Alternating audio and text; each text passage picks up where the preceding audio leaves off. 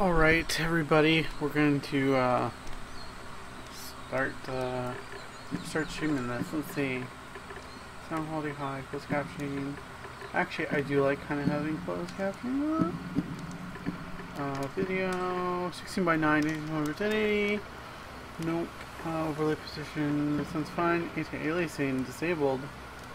VSync enabled. You can get crazy with the anti-aliasing. Let's just do 2x. Back. Keyboard mouse. Reverse mouse sensitivity. Seems fine. Gamepad. I don't want to do gamepad. Alright, so anyone is going to be watching. I will not be watching chat or anything. Just doing a playthrough. I want to do this pure without any sort of input from anyone. Just broadcasting it so other people can enjoy this as well. Obviously this game... Hi there. Thank you very much for playing The Beginner's Guide. My name is Davey Reedon.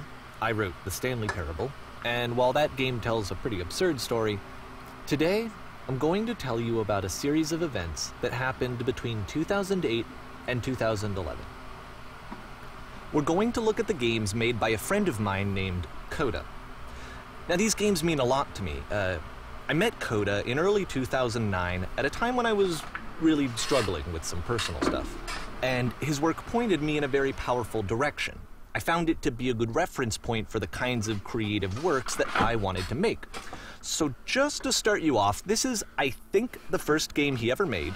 It's a level for Counter-Strike. You can walk around here, by the way. And mostly it's just Coda learning the basics of building a 3D environment. But what I like is that even though he starts from the simple aesthetic of a desert town, he then scatters these colorful abstract blobs and impossible floating crates around the level. And of course, it destroys the illusion that this actually is a desert town, and instead this level becomes a kind of calling card from its creator. It's like a reminder that this video game was constructed by a real person. And it kind of makes you wonder, what was going through his head as he was building this? This is what I like about all of Coda's games. I mean, not that they're all fascinating as games, but that they are all going to give us access to their creator. I want us to see past the games themselves. I want to get to know who this human being really is. And that's exactly what we're going to do here.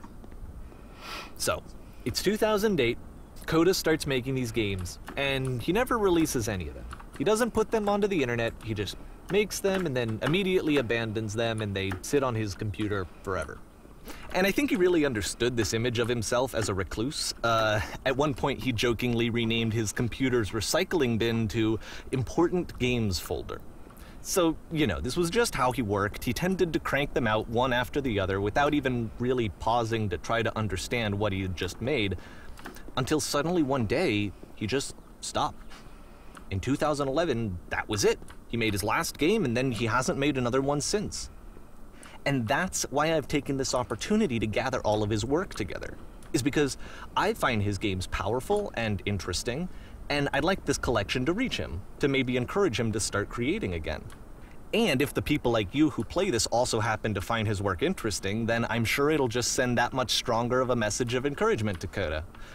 So thanks for joining me on this. If you have a particular interpretation that I haven't mentioned here, or if you just need to get in touch, you can email me at daveyWreden@gmail.com. Okay, that's about it for introduction. Let's take a look at Coda's first proper game. As each game is loading, I'll show you the date that it was completed. This first one was made in November 2008.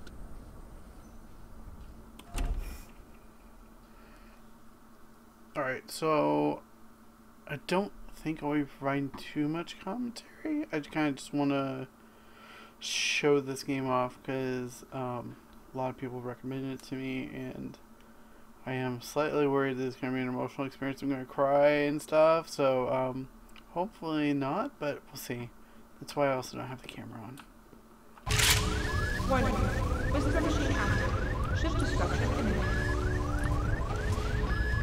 This game is called Escape from Whisper. and it's one of the more generic games you'll see from Coda.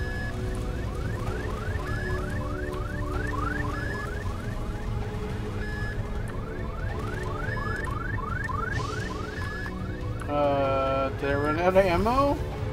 Security hull breached. Hostile alien life forms inbound. It kinda looks like this game was abandoned mid-development. For instance, you have this gun, which you'd think would indicate that there are supposed to be monsters or enemies somewhere, but then clearly there are no enemies anywhere. You can't even reload the gun when you run out of bullets. But ultimately we don't really know. Maybe Coda thought that actually it was complete the way that it is. And I think that we should talk about his games for what they are, rather than for what they're not. Enemy force neutralized. Begin shift evacuation. It's a very interesting thought process there. I kind of like that idea. I mean, I think a lot I of... love how you can see the bottom of the universe from this room.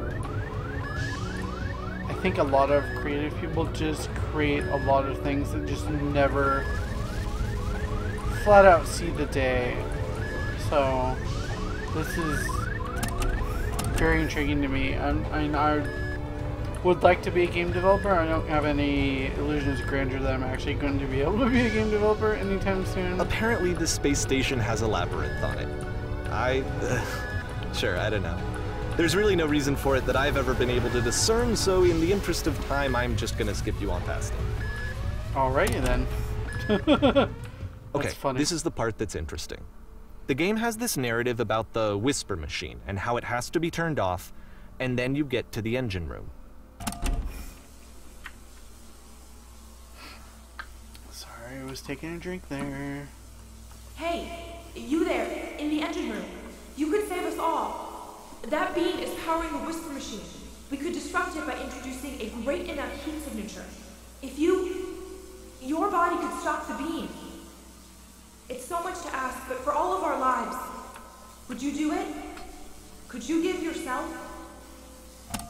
Well, that's a poignant question. But this is a game, so we can just do it. Let me pause here for a second. What you just experienced, stepping into the beam and then dying, is probably what Coda had initially intended when he was developing this level. But when he first compiles and plays it, something goes wrong. There's a bug somewhere. And this is what happens instead.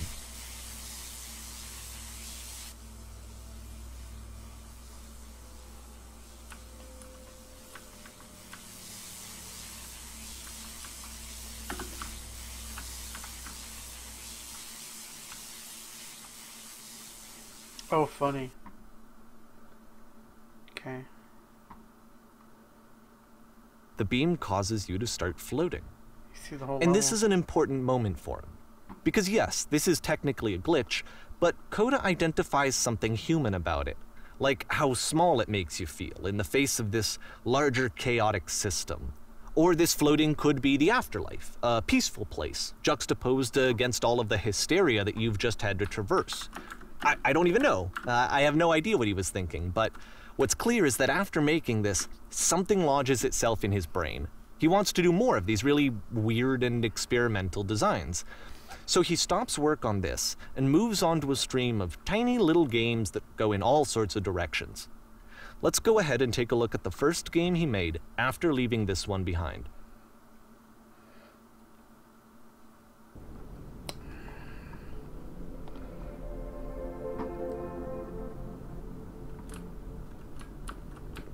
Yep, in this game you can only walk backwards.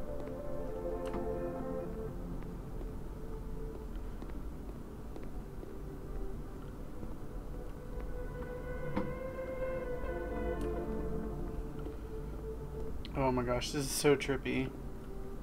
So it's a short and relatively minimalist experiment combining motion and narrative. It is less advanced than the previous game, but actually it seems to be more focused, more complete. Coda's trying to give it a unique voice rather than simply basing it on a pre-existing trope.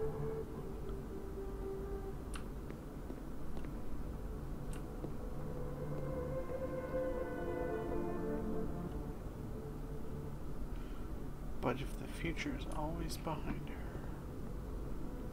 how will she find the strength to confront it? It's a short little thought, it says what it wants to say, and then it ends. Didn't need anything more than that. Which to me is why it works, because it gets out quick. Okay, next one.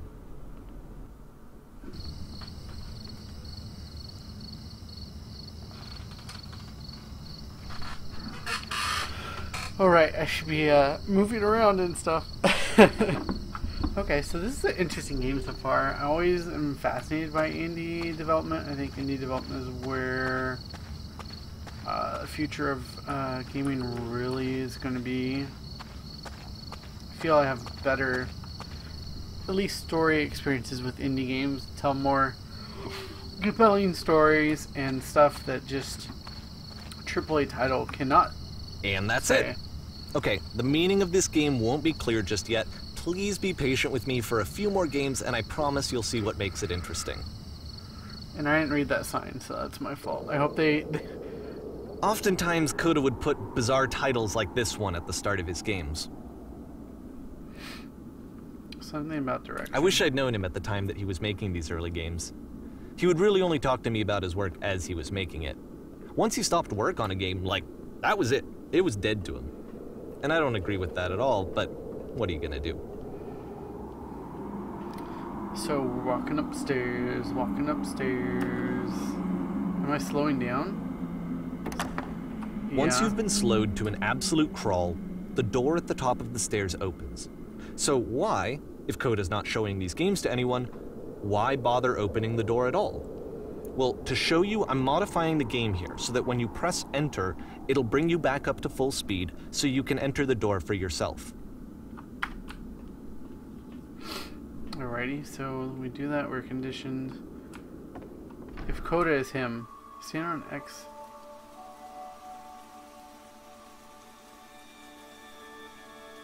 Whoa, there's a lot here. Stand on an X, staring at a bear for 3 hours. A room that's warm and nice and filled with little ideas for games.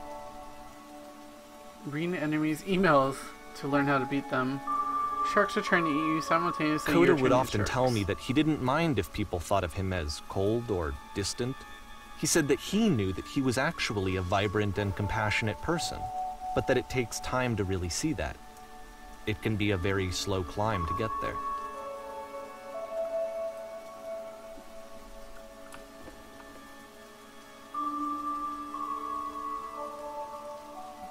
Oh, I didn't get to read them all. Oh well.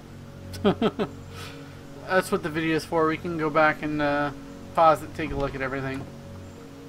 Okay, this looks similar to Half-Life. Very much the Source Engine style.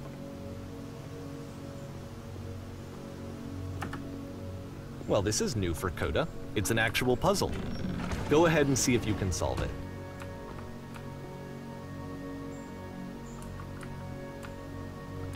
Okay.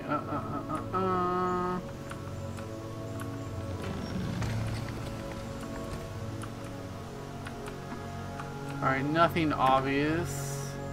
And I'm stuck here. So let's take a look. There's lights. There's a switch to open this door. A bunch of gas. And it's dark and something's gonna jump out at me and scare the freaking crap out of me. Oh wait. Is there wait.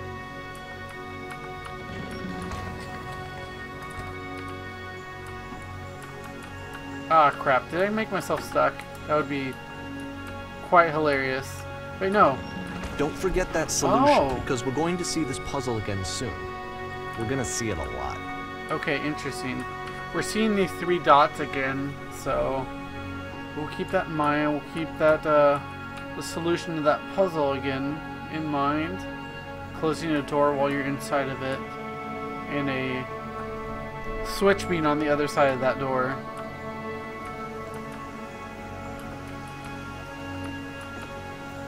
Let's see. No, you can't close the door. It's going to bug the crap out of me that I can't close the door. So that seems to be it, right? You walk down a corridor, you solve the puzzle, you get to the end. Simple enough. Alright, now I'm going to modify the game again so that when you press enter,